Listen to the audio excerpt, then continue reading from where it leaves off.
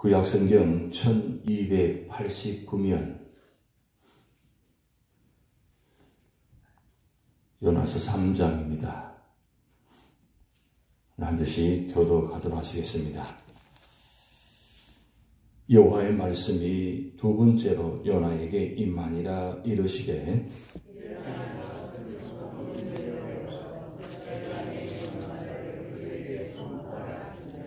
요나가 여호와의 말씀대로 일어나서 니느웨로 가니라. 니느웨는 사흘 동안 걸을 만큼 하나님 앞에 큰 성읍이더라. 요나가 그 성읍에 들어가서 하루 동안을 다니며 외치되 40일이 지나면 니느웨가 무너지리라 하였더니 니느웨 사람들이 하나님 믿고 금식을 선포하고 높고 낮은 자를 막론하고 굵은 배 옷을 입은지라.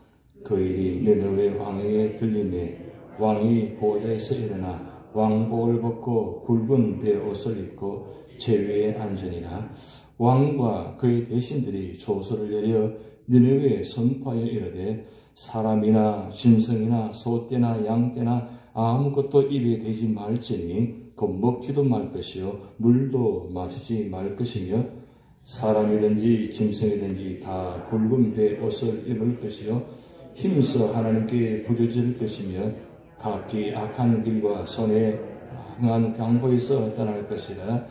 하나님의 뜻을 돌이키시고 그 진노를 그치사 우리가 멸망하지 않게 하시리라. 그렇지 않을 줄을 누가 알겠느냐 한지라. 하나님이 그들이 행한 것 곧 그 악한 길에서 돌이켜 떠난 것을 보시고 하나님이 뜻을 돌이키사 그들에게 내리리라고 말씀하신 재앙을 내리지 아니하시니라. 아멘. 우리가 말씀 볼 때 어떤 마음으로 바라보느냐가 참 중요합니다. 오늘 예배 드리러 나오시고 말씀을 보신 이유가 무엇입니까? 그것은 하나님을 만나기 위해서 나오셨습니다. 그리고 하나님께서 무슨 말씀하시는가, 하나님 뜻이 무엇인가 분별하기 위해서 나왔습니다. 이게 안 되면 아무리 예배를 드려도 아무리 기도를 많이 해도 소용없습니다. 가장 중요한 건 하나님을 만나야 되고 하나님 뜻을 깨달아야 돼요. 그것이 목적이 되어야 되고 가장 그게 중요한 포인트가 되셔야 됩니다. 로마서 12장 2절 우리 잘 아는 말씀인데 외우시는 분 같이 한번 외워봅니다. 너희는 이 세를 본받지 말고 오직 마음을 새롭게 함으로 변화를 봐라. 하나님의 선하시고 기뻐하시고 온전한 뜻이 무엇인지 분별하도록 하라. 이게 하나님 마음이에요. 이 세대는 악한 세대입니다. 이 세상입니다. 이 세상을 본받지 말라 그랬어요. 이 세상은 하나님 찾지 않습니다. 하나님을 저주합니다. 그리고 하나님 있는 사람을 심판합니다. 저주합니다. 그 사람을 본받지 말라는 거예요. 그러면 어떻게 해야 되냐? 오직 마음을 새롭게 함으로 변화를 받아야 돼요. 그래서 이 예배 자리는, 말씀의 자리는 우리가 변화를 받는 자리입니다. 세상의 모습을 가지고 그대로 가지고 와서 예배 자리에 있으면서 그 모습 가지고 말씀을 판단하고 그 모습 가지고 사랑을 판단하고 그 모습 가지고 성도를 판단하면 그건 있을 수 없는 일이죠. 그래서 변화를 받아야 됩니다. 그런데 변화를 받아서 그리고 하나님 뜻이 무엇인지 분별해야 되는데 그 세 가지입니다. 하나님은 언제나 선하십니다. 그리고 기뻐하신 일입니다. 그리고 온전한 일입니다. 세상은 선함을 추구하지 않습니다. 기뻐함을 추구하지 않습니다. 온전함을 추구하지 않습니다. 근데 하나님은 언제나 선하시고 기뻐하시고 온전한 뜻입니다. 그래서 오늘 요나서 말씀을 상고하고 있는데 요나서에서 하나님 모습을 10가지로 보여주고 있습니다. 1장부터 4장까지 하나님 모습을 10가지로 보여주시는데 첫째는 1장을 통해서 하나님은 어떤 분이신가? 바다와 육지를 창조하신 하나님이시다. 바다와 육지를 창조하신 하나님이시다. 왜냐하면 요나서 1장을 통해서 하나님께서 요나를 통해서 이 우주 만물을 어떻게 다스리신지를 보여주시는 모습입니다. 그리고 2장에는 1장을 통해서 자연계를 다스리시는 하나님이시다. 왜 자연계를 다스리시느냐?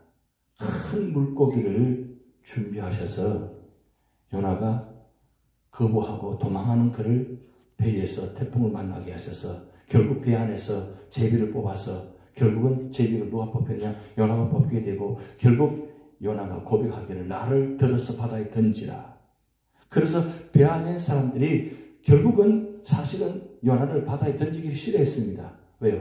사람이잖아요. 같은 사람이잖아요. 그런데 그럼에도 결국은 문제가 해결되지 않으니까 결국 요나 말대로 나를 들어 바다를 던지라.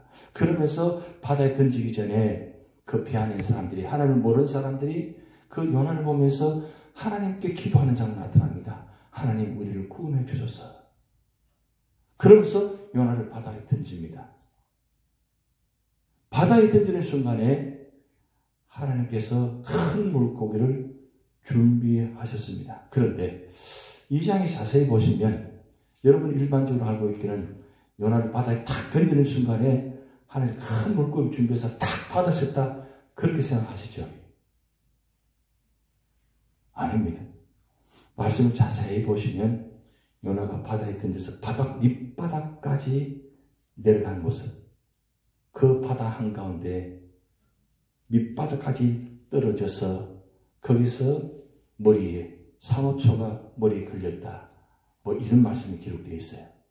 그러니까 한마디로 말씀드리면 요나가 바다 밑바닥까지 떨어졌다는 뜻이에요. 떨어졌을 때에 하나님께서 큰 물고기를 준비하셔서 그를 삼켰다 그랬어요. 무슨 뜻일까요? 그냥 탁 받으셔야 되잖아요. 탁 삼키셔야 되잖아요. 그렇게 한 이유는 하나님께서 요나를 순종하지 않으면 바닥까지 떨어지게 하는 완전한 죽음의 경험을 하게 하는 그 하나님의 모습. 왜 그렇게 하실까요? 요나가 큰 물고기 속에서 기도한 내용 보면 아직도 요나는 니느웨 성을 구원하고자 하는 마음이 없습니다. 그저 그의 마음은 끝까지 니느웨 성은 멸망을 당해야 된다. 심판을 당해야 된다. 왜냐하면 그때 당시에 이 니느웨 성 아수르 사람들은 세상에서 가장 악한 사람들입니다. 악한 사람, 악한 나라 하면 아수르, 니느웨 사람들. 이렇게 표면적으로 일반적으로 알려져 있습니다. 그러기에 요나가 아무리 하나님 말씀을 들어도 하나님 말 순종해야 되는 선지자임에도 불구하고 끝까지 사실은 요나의 마음은 니느웨를 축복할 마음이 없습니다. 그저 저주하고 심판하고자 하는 마음밖에 없습니다. 그런 그가 물고기 속에 있으면서도 결국 2장 9절의 말씀 보면 이렇게 합니다. 구원은 하나님께 속하였다 그랬어요. 결국 구원은 하나님께 속해 있습니다. 그래서 우리가 만난 하나님 어떤 하나님이냐? 요나서를 통해 주신 하나님 말씀은 구원의 주체는 사람이 아니고 하나님이라는 거예요. 내가 그 사람을 구원할 수 있는 게 아닙니다. 내가 그 사람을 구원할 수가 없습니다. 결국 하나님이 하셔야 됩니다. 그런데 왜 요나서를 우리가 읽어야 되느냐? 왜 요나서 말씀을 우리가 묵상해야 되느냐? 결국 구원은 하나님이 하시는데 그 구원을 누구를 통해서 하시느냐? 이걸 말씀하시는 거예요. 내 마음이 맞지 않아도 내 마음이 들리지 않아도 도저히 용서할 수 없는 사람도 하나님 나를 통해서 구원하기를 원하신다는 거예요. 이게 요나서 말씀 받아들이기 힘든 말씀입니다. 도저히 용서할 수 없어요. 받아들일 수 없어요. 그런데도 하나님은 다른 사람을 보내시면 좋겠는데 너가 가라는 거예요. 너가 하라는 거예요. 이 일은 너가 해야 되는 거예요. 너는 이 요나는 너가 하라는 거예요. 그렇게 싫어하는 니느웨 사람들 네가 가서 말씀을 선포하라는 거예요. 이거 우리가 받아들이기 힘든 말씀입니다. 근데 하나님 그럼에도 하나님은 나를 통해서 하기를 원하십니다. 참 받아들이기 힘든 말씀이죠. 그래서 요나서 말씀 보면 끝까지 4장까지 요나가 말씀을 순종하기는 순종하는데 100% 순종하지 않습니다. 100% 순종하지 않아요. 끝까지 원망합니다. 심지어 오늘 3장에 나타난 니느웨 성의 사람들 회개하는 장면 여러분 보고 있습니다.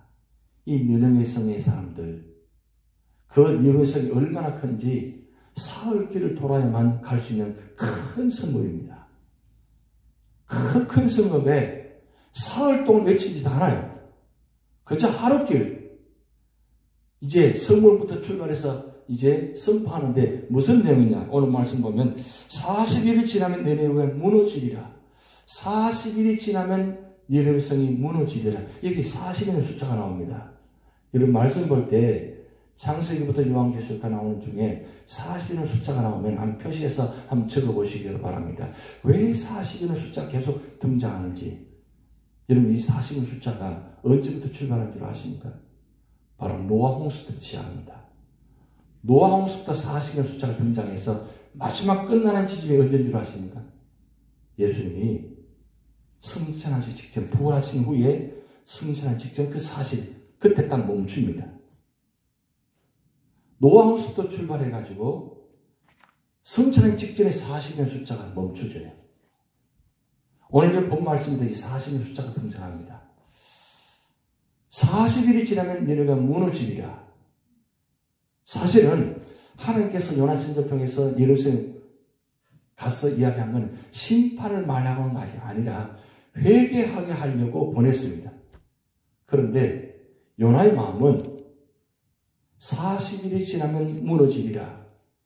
이 말씀을 하기 원하시는 것이 아니라 하나님께서 40일 후에 심판하니까 회개하라. 이렇게 말해야 돼요. 근데 회개란 말은 없어요. 그저 40일 지나면 무너지리라. 그냥 심판만 말합니다.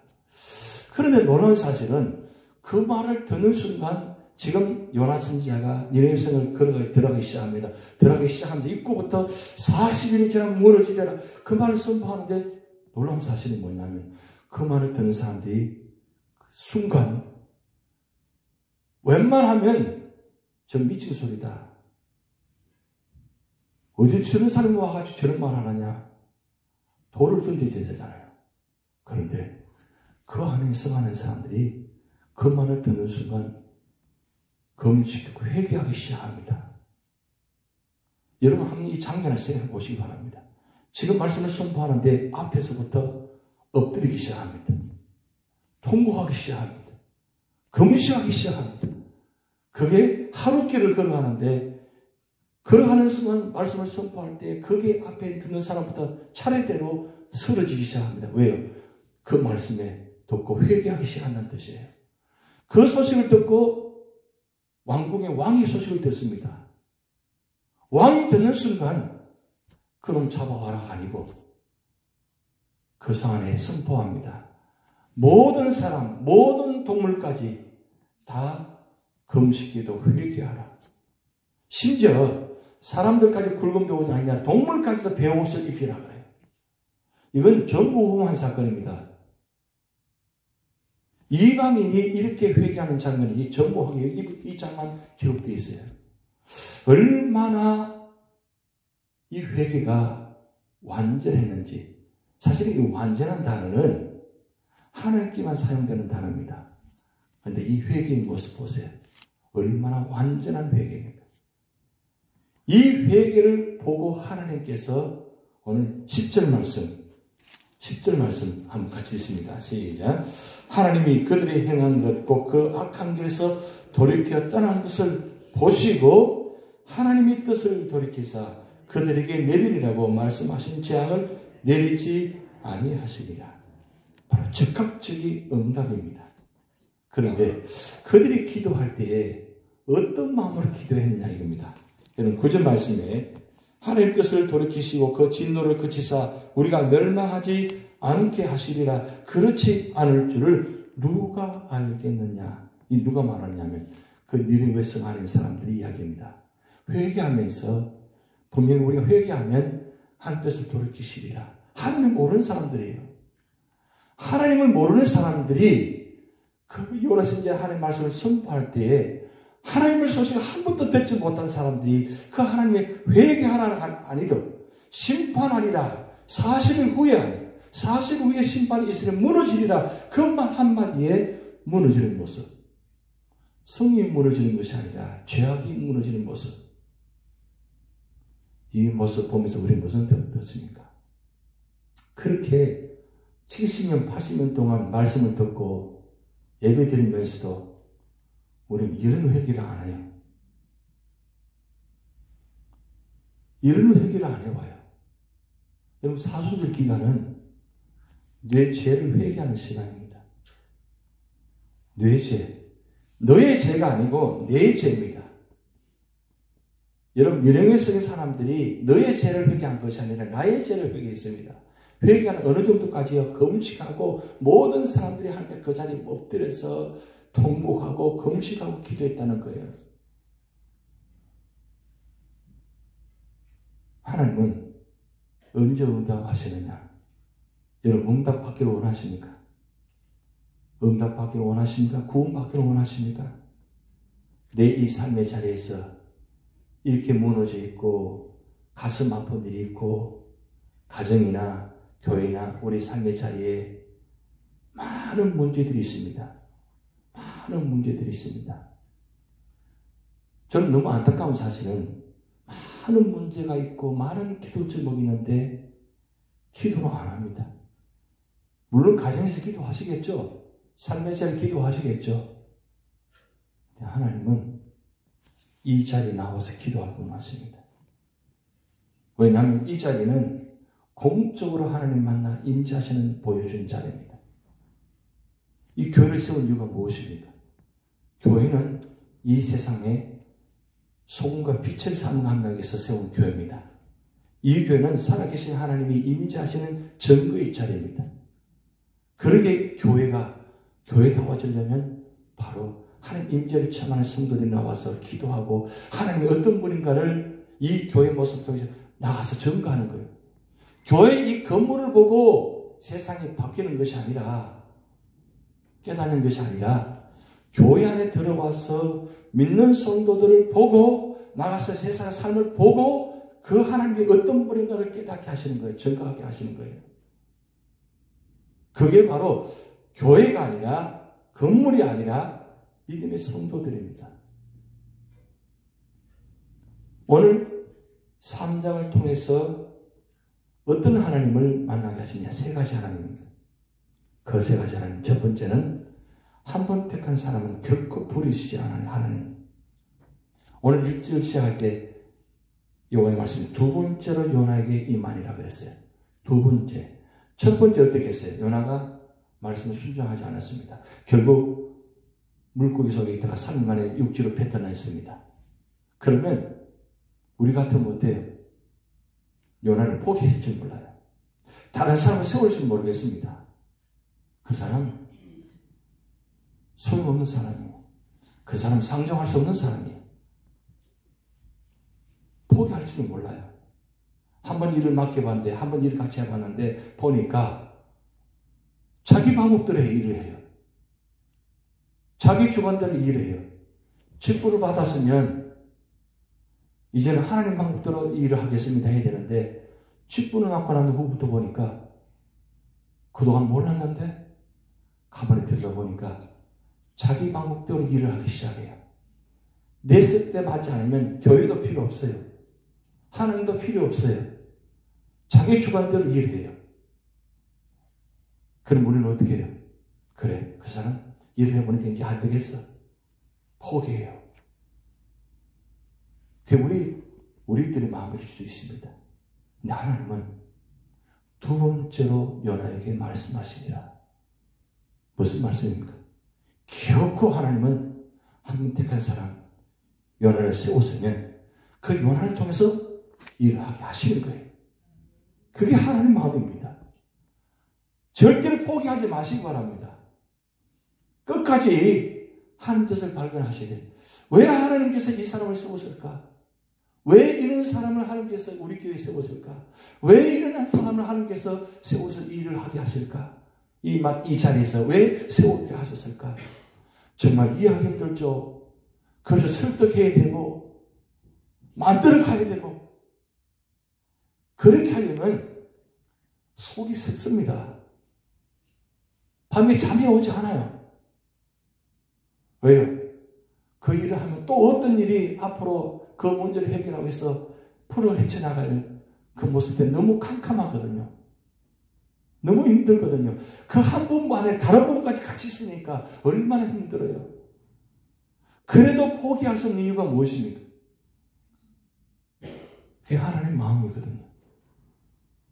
하나님께서 세운 이유가 무엇입니까? 왜 하필이면 하나님이 이때 이 순간에 우리 교회에 이런 분이 계십니까? 왜 이런 분을 내게 가까이 만나야 됩니까? 왜 이런 분과 함께 해야 됩니까? 라고 우리 질문할 수 있잖아요. 근데 하나님께서 이렇게 말씀하십니다. 너밖에 없어. 유주지 연합 장로교밖에 없어. 이게 마지막 자리가 돼야 돼. 이렇게 말씀하시는데 어떻게 해요? 그럼 어떻게 해야 돼요? 아닙니다. 절대 아닙니다. 저는 못합니다. 저는 할 수 없습니다. 그렇게 해야 돼요? 그렇게 하면 어떻게 돼요? 그게 하나님 마음이에요. 하나님은 어떻게 쓰라도 이 자리에서 바꾸기를 원하십니다. 하나님은 이 교회가 마지막 되기를 원하십니다. 이제 마지막이 돼야 돼요. 우리 교회가 마지막이 돼야 돼요. 내 뜻을 맞지 않아서 아이고 이제 이 교회도 아니구나. 이것도 아니고 이 사람도 아니구나 하고 떠나면 또 그거 와서 가서 어떻게 또 그렇게 되질 거 아니에요.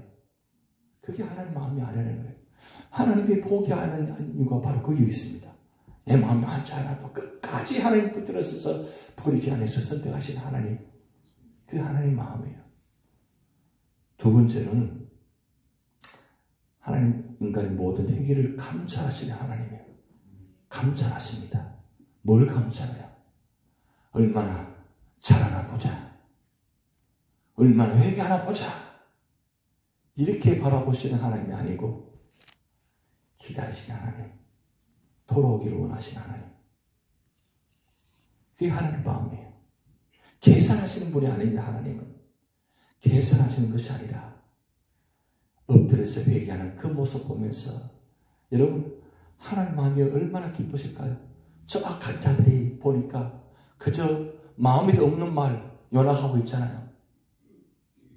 마음에도 없는 말 연락하고 있는데 한 사람 한 사람이 쓰러집니다. 넘어집니다. 뭘 넘어져? 회개자로 넘어집니다. 그 모습 보면서 하나님이 기뻐하시는 모습. 여러분 이 요나서 3장을 통해서 하나님이 얼마나 기뻐하시는지 여러분 보셔야 돼요. 뭘 기뻐하신다고요? 회개하는 자를 기뻐하시는 모습. 너 왜 이제 회개해? 너 왜 이제 와서 회개해? 그게 아니고 그래 이제라도 여러분 누가복음 15장에 돌탕 이야기 아시죠? 도론탕 이야기. 도론탕 이야기가 아버지 모습. 아버지가 어떻게 그걸 기다려요? 문을 열어놓고 언제 올지 몰라서 동구 밖까지 나가서 그 아들이 돌아오는 모습 기다리는데 보니까 아들이 누구도 알아차리는 못하는 그 모습이 너무 기가 막힌데 그 아버지는 알아. 왜요? 발걸음 그의 움직이는 모습 아버지는 다 알거든요. 보니까 뭔가 꾸물꾸물 오는데 보니까 그 아들이에요. 아버지가 어떻게 했어요? 달려갔잖아요. 달려갔어요. 달려가서 그 아들 어떻게 품에 안습니다. 품에 안으려고 하는데 아들이 얼마나 연습 준비했어요. 내가 아버지가 가면 내 이런 말 해야지. 준비해가지고 하는데 아버지가 어떻게 해요? 입을 맞춰버립니다. 왜 입을 맞춰요? 그 말 다 필요 없다는 거예요. 그저 용서하고 받아주시는 마음. 그래서 세 번째 하나님 마음입니다. 회개와 순종을 원하시는 하나님입니다. 여러분 회개하면 하나님 어떤 죄악도 어떤 죄도 다 용서하시는 하나님. 그 악한 이 니느웨 성 사람들 하나님 용서하시고 받아주시는 하나님. 그게 하나님입니다. 그 하나님을 오늘 여러분을 통해서 나타내고 원하십니다. 오늘 이 새벽에 나오신 여러분을 통해서 그 일을 이루기로 원하십니다. 그럴 때 우리 교회가, 우리 가정이, 우리 모든 문제가 다 해결될 줄 믿습니다. 다 같이 기도하시겠습니다. 하늘에 계신 우리 아버지여, 이름이 거룩히 여김을 받으시오며 나라가 임하오시며 뜻이 하늘에서 이루어진 같이 땅에서도 이루어지이다. 오늘날 우리에게 일용할 양식을 주옵시고 우리가 우리에게 죄진 자를 사하여 준 것 같이 우리 죄를 사하여 주옵시고 우리를 시험에 들게 하지 마옵시고 다만 악에서 구하옵소서. 대개 나라와 권세와 영광이 아버지께 영원히 있사옵나이다. 아멘.